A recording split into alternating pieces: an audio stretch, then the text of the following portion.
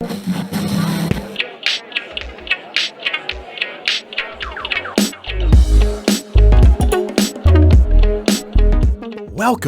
to Backseat Confessions Podcast. Slide into the backseat as we listen to mostly anonymous strangers tell us stories from their lives. I'm a rideshare driver in Atlanta, and the people getting in my car have absolutely no idea I'm going to ask them to share. My commitment to you is to tell at least a snippet of virtually every story recorded in my car in the order they were told to me.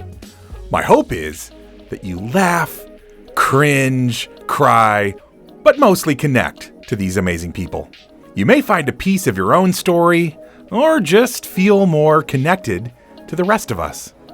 Join us, won't you? Hey there, guys. I'm JC, and welcome to Backseat Confessions Podcast. In this intro episode, I want to take just a few minutes to give you an idea of what this is all about, and then tell you a little bit about me and the genesis of this project. I've described this podcast as if Taxicab Confessions on HBO and Humans of New York had a baby, it would be this podcast. I'm a rideshare driver in Atlanta, and I've essentially turned the passenger seat of my car into a mini podcast studio. At the start of every episode, you'll hear this.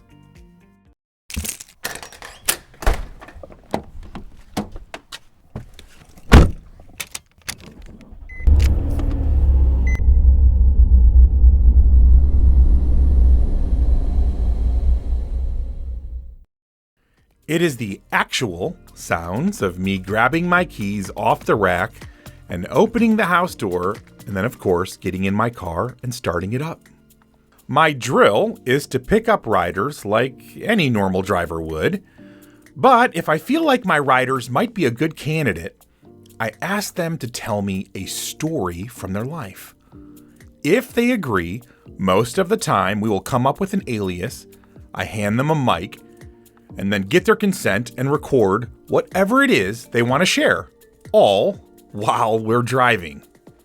Sometimes their stories are so incredible that you may think they were prepped or made up, but keep in mind that these riders are randomly chosen by an app, and the riders have no forewarning whatsoever that they will be asked to share.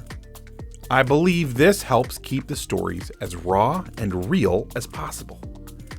My goal is to try to tell at least a piece of nearly every story in the exact order it was told to me. This is why the stories can be so wildly different from the one before and after it. It's kind of like you get the full spectrum of humanity represented here. So, before every story, you will hear what the story number is and the time and date stamp, along with the actual sound of opening, getting in, and closing the rear passenger side door of my car. My personal life story is a unique and crazy one that I want to talk about more on other platforms at other times, but I will share here that 2020 was the hardest year of my life, and not because of COVID. Early in the year, I had a traumatic interaction with the U.S. injustice system, as I now sometimes refer to it, and discovered how being wrongfully accused by the system can virtually crush you.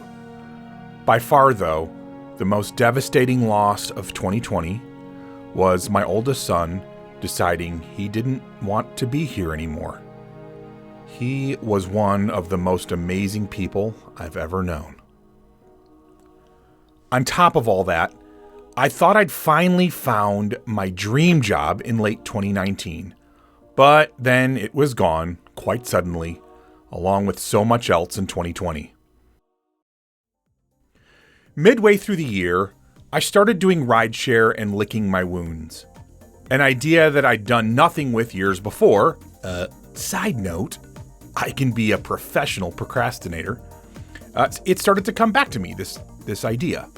And the idea, of course, was Backseat Confessions Podcast.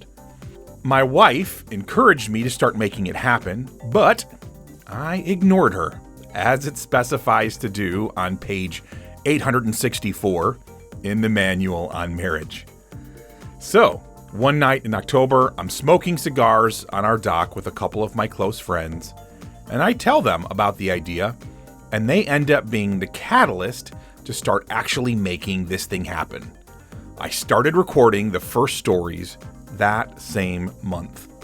Lastly, I'll share 4 of my, admittedly, lofty hopes for this project. First, I want it to be entertaining. Whether you laugh, cringe, cry, it's all good.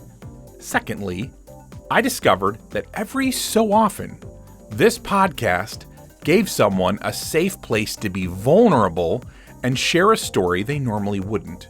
And that was a really cool discovery for me. I've had several actually thank me for giving them a space to share their story.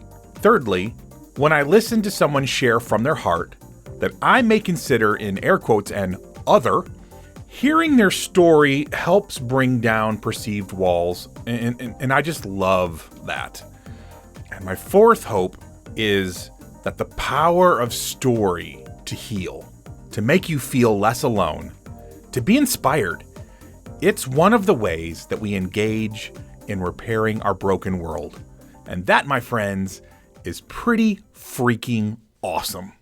As far as casting a little vision, someday I would like to see this become an interactive community of sorts, where we talk about how stories affect us and maybe even find ways to help certain writers that have specific needs. In addition, at some point, I'd like to create a space for some of us to gather to share our own stories in person. I have all sorts of thoughts on that one. In the meantime, though, I hope you enjoy sliding into the back seat and coming along for this journey. And who knows, maybe sometime you'll find yourself in my actual back seat, and along the way, you can share whatever it is that's on your mind.